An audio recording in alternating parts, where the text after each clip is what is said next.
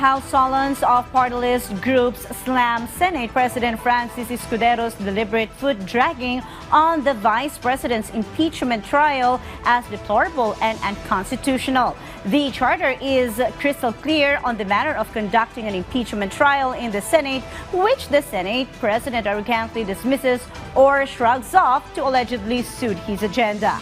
Our Danielle Manalastas has more.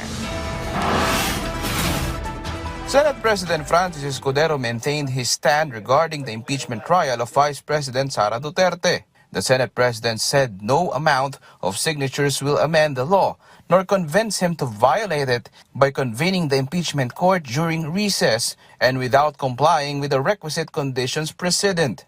Escudero says further the law is not bendable and should not bow to anyone's dictate simply because of their own desire to rush the impeachment proceedings versus Vice President Sara Duterte. For his part, Senator Sherwin Gatchalian said he is in favor of having an all-member caucus regarding the impeachment.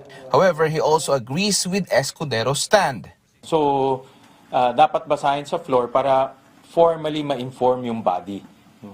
Dahil kung hindi formally ma-inform yung body, hindi alam ng Senate members formally.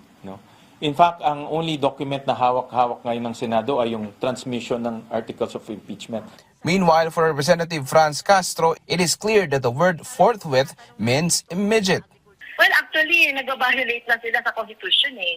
Diba? Dapat forthwith na nga eh. Yung forthwith nga yung sinasabi.